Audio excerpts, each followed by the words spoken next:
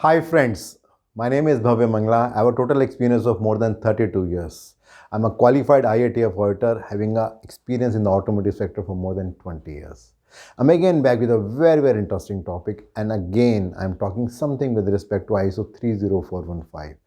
And today I'm going to talk about the key difference between diversity and inclusion. And by the time this video will end, you will understand what exactly is the meaning of diversity, what is the meaning of inclusion, why diversity is important, why inclusion is important, what are the key differences between them, and how an organization can effectively implement both diversity and inclusion. Well, if you look around the political parties, they always talk a lot about the women empowerment. But if you see the number of women in any party, or if you see the number of women who are elected, you will find there's a stark difference between what the political parties say and what they actually do. So in a way, they are talking a lot about diversity, but the real sense it is different. So in this video, I'm going to talk about diversity and inclusion. In organizations, generally, there's a lot of pressure with respect to diversity. Sometimes, just to tick mark what they do, they just hire people from different communities, different religions, different cultures, different ethnicities. But after that, nothing happens. So it's very important for any organization to make sure that whenever they are thinking about diversity, they should also ensure that they are included as a part of it. Sometimes there are many organizations where inclusivity is there, but diversity is not there. And in many organizations, diversity is there, but inclusion is not there. Another important aspect before I move further is that there is no direct formula that how much should be the diversity and how much should be the inclusiveness. It depends upon the organization. They have to identify the context where they are located, and based on that, they need to decide how much diversity and how much inclusion and how much is relevant. If I go by the definition as per 30415, the definition for diversity says characteristics of differences and similarities between people, which includes factors that influence the identities and perspectives that people bring when interacting at work. Wherein, when we talk about the definition of inclusion as per ISO 30415, it says practice of including all stakeholders in organizational context.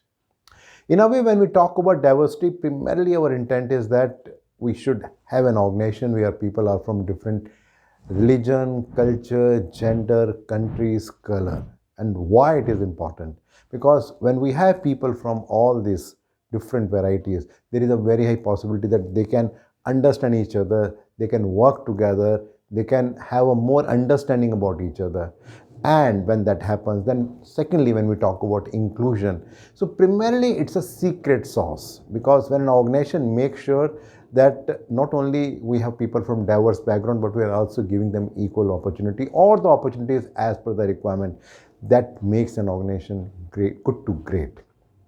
In a way, when we talk about diversity, primarily it's all talking about what needs to be done. It is focusing on what needs to be done. For example, the organization may say that we want to have people from diverse background, maybe this, and that. On the other hand, when we talk about inclusion, it is talking about how part. That, okay, now we have people from diverse background, then what needs to be done so that we can make them feel inclusive in their organization. To give a simple example, think about the juice and mixer grinder. So when we talk about diversity, we are talking about the different vegetables or the fruits that we are having, which are going to mix together.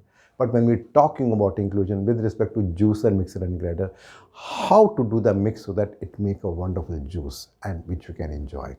In a way, when we talk about diversity, we can also say that we are hiring people from different backgrounds. But when we talk about inclusion, then we are also talking about that what we are doing with those people so that they can feel a part of that. For example, they can think about making ERG, employee relationship group, wherein they can feel comfortable going to them, talking to them, and sharing their concern in case something is there. In a way, when we talk about diversity, the organizations which have got diverse people, there is a very high possibility that when someone is thinking about joining a company, they may say that, okay, I want to go to this particular company. No, I don't want to go to this particular company because I don't feel comfortable there. On the other hand, when we talk about inclusiveness, here the intent is that how people are feeling comfortable there, how people are enjoying working there. Say, for example, one very way of inclusion is to have a flexible calendar for holidays. when you think that people are from different ethnicity, religion, so rather than having one fixed calendar, why don't we have a flexible calendar where people can choose and pick so that they can also enjoy their religion, their culture, and they can also feel a part of the organization. So, if I do a summary, when we talk about diversity, we are talking about people from different cultures, religions. We are talking about what needs to be done. But when we talk about inclusion, we are talking about the how part, that what an organization needs to be done so that everyone feels they are a part of team and they can work together to do something wonderful. My next video will again be related to ISO 30415 related to diversity, equity and inclusion, where I'm going to talk about ERG. I'm getting a lot of feedback from your side that are helping me to understand your expectations. So please do continue that.